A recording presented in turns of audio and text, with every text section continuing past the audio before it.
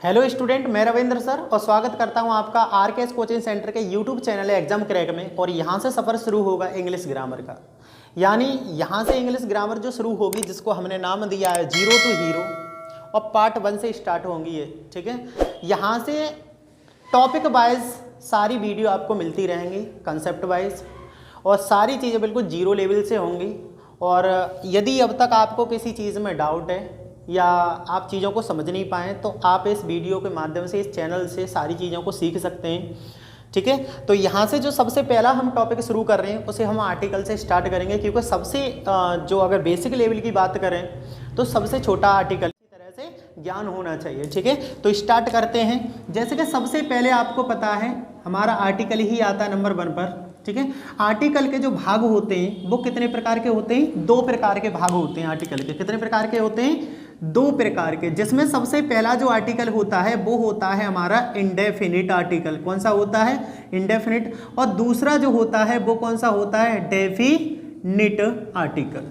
Definite article, ये 2 होते हैं, लेकिन अगर इनके प्रकार की बात करें तो ये 3 प्रकार में डिवाइड हो जाते हैं, यानी 3 बन जाते हैं। इंडेफिनिट आर्टिकल में हमारा ए और एन आता है, और डेफिनिट आर्टिकल में आपका सिर्फ द आता है। ठीक है, तो याद रखना स्टूडेंट, आर्टिकल 3 प्रकार के नहीं बोलेंगे, हम भाग बोलेंगे।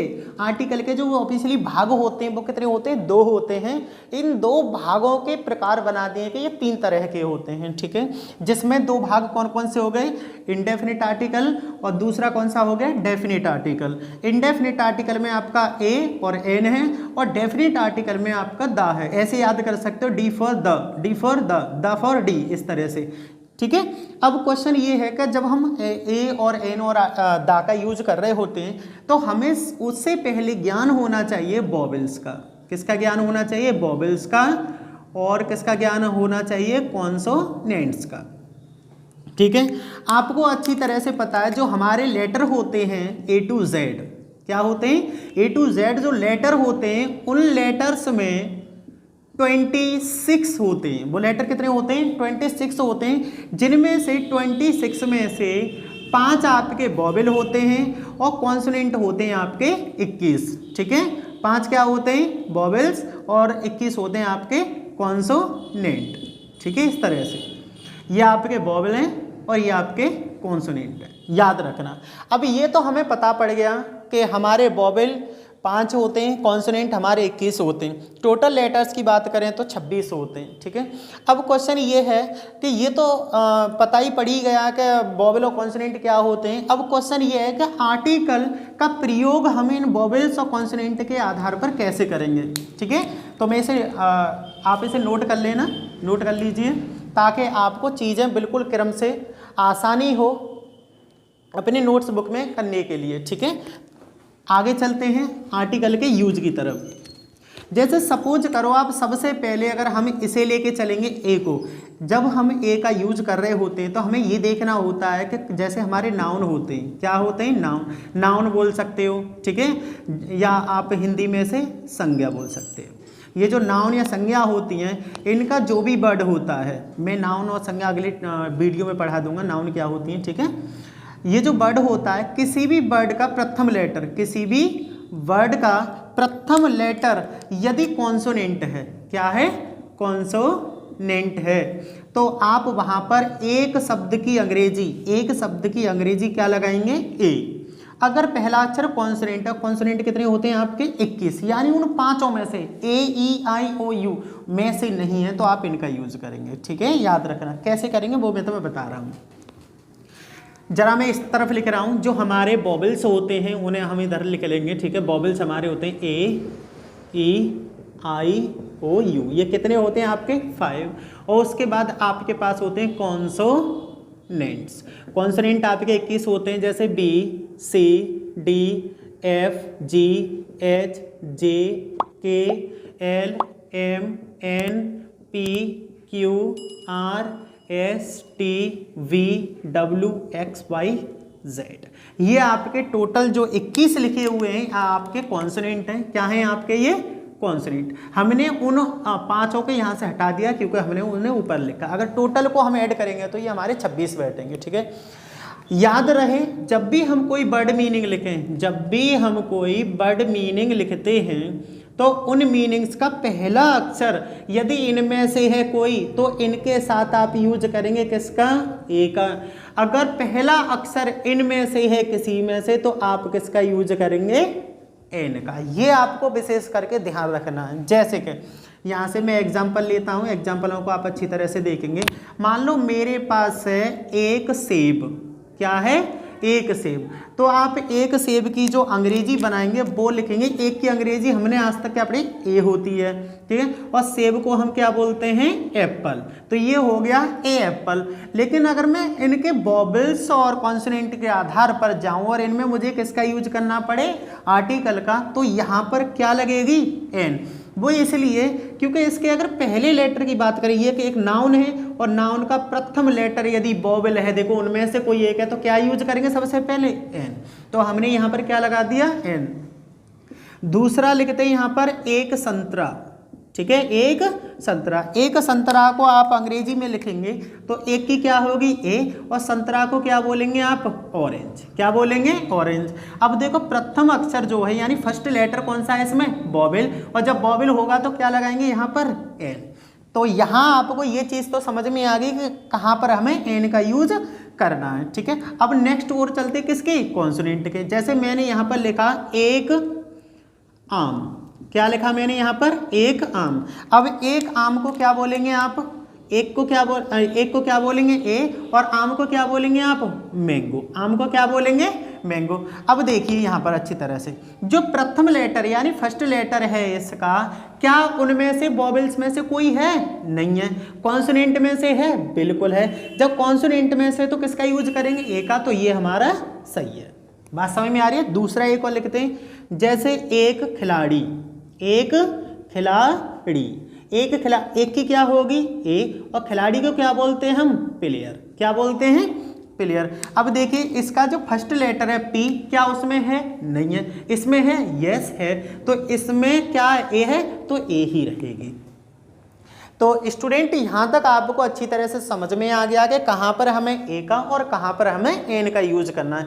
लेकिन बात यहीं ख़त्म नहीं हो जाती है कि आप वोवेल और कॉन्सोनेंट के आधार पर ही इसका यूज करते हैं। सबसे मेन चीज़ तो अब शुरू होगी, ठीक है, क्योंकि जब हम ए एन का यूज कर रहे होते हैं तो वोवेल्स और कॉन्सोनेंट के साथ साथ आपको साउंड भी देखना होता है। क्या देखना होता है, साउंड देखना होता है। जिस स्टूडेंट को साउंड समझ में आ गया, याद रखना, जिस स्टूडेंट को साउंड समझ में आ गया तो समझ लो वो 100% वो सही यूज करेंगे। और जिनके साउंड समझ में नहीं आ रहा वो सिर्फ वोवेल और कॉन्सोनेंट के आधार पर आर्टिकल यूज कर रहे हैं तो उनके कहीं ना कहीं गलत ही होंगे, ये मेरी गारंटी है, ठीक है।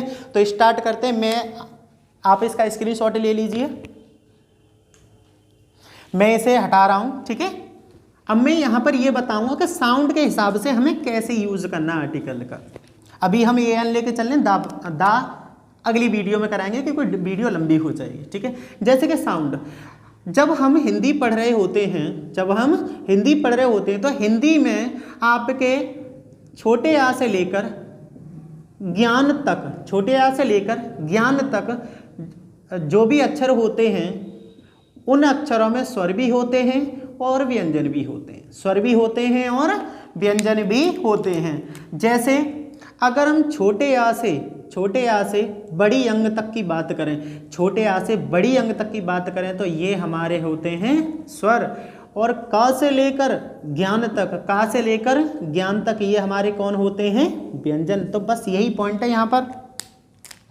जब हम किसी शब्द में ए एन का यूज कर रहे होते हैं तो इन शब्दों का उच्चारण देखते हैं। क्या देखते हैं, उच्चारण। अगर देखो स्वर का उच्चारण आया है, ध्यान देना, यदि स्वर का उच्चारण आया है तो किसका यूज करेंगे, एन का। और व्यंजन का उच्चारण आया है तो किसका यूज करेंगे आप, ए का। ये ध्यान रखना। अब क्वेश्चन ये है कि जब हमें यही देखने और ये देखने तो फिर तो कन्फ्यूजन है, किसका यूज करें। तो बस आपको याद रखना है ये 5 वोवेल्स मायने नहीं रखते हैं। 100% अगर हम जब ए एन का यूज करते हैं तो वो हमेशा उच्चारण के आधार पर प्रयोग किया जाता है, न कि वोवेल्स के आधार पर। वोवेल्स तो एक है ही मैटर, उसके साथ साथ भी जब आप ए एन का यूज कर रहे होते हैं तो सबसे मेन चीज 100% ये उच्चारण के लिए क्रेडिट जाता है। इस चीज़ को विशेष करके ध्यान रखेंगे। इसे ज़रा करके देखते हैं एग्जाम्पल के साथ, ठीक है।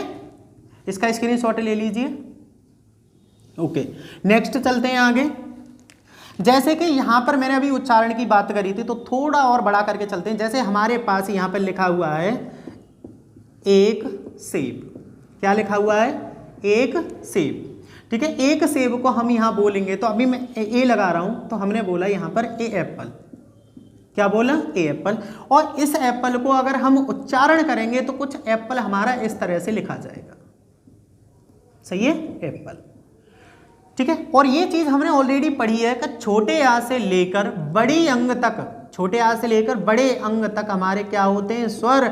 और जहां पर छोटे आ से अंग तक कोई भी यदि उच्चारण में पहला अक्षर होगा तो हमें बिना देखे ही क्या लगा देनी है? एन। जैसे कि जरा करके देखते हैं, ये एप्पल है, इसका यदि मैं उच्चारण करता हूं तो क्या आया है? एप्पल। अब देखो यहाँ पर बॉबिल भी है, यानी उन पांचों में से एन बता रहा है वो बिल्कुल। और देखो ये जो ए आया है ये स्वर में से ही आया, इसीलिए यहाँ पर ए नहीं क्या लगेगी? एन लगेगी।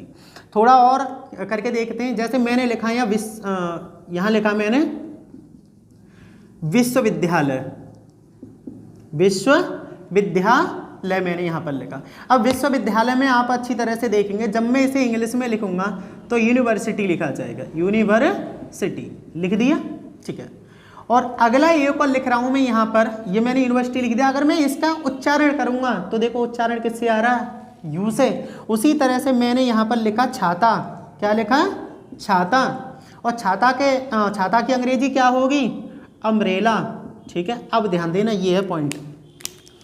इसके लिए जब मैं यूज करूंगा तो किसका यूज करूंगा? ए का। और इस वाले के लिए यूज करूंगा तो किसका करूंगा? एन का। मेन रीजन ये है कि इस यू का जो उच्चारण है, साउंड है, वो क्या आ रहा है? य।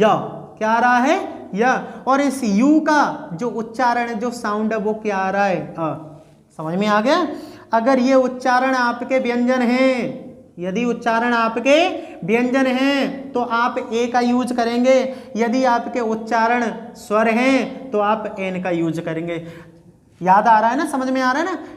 ये यूनिवर्सिटी है तो यहाँ लगेगा ए यूनिवर्सिटी, और ये अम्ब्रेला तो यहाँ होगा एन अम्ब्रेला। जैसे कि अगर आपको यू को य पढ़ रहे हैं तो आप लगाएंगे ए, और आप यू को अ पढ़ रहे हैं तो आप लगाएंगे एन। बात समझ में आई? तो शायद अब ए एन में गलती नहीं होगी। सारी चीज यही थी, जो मेन थी साउंड के हिसाब से ही हम ए और एन का प्रयोग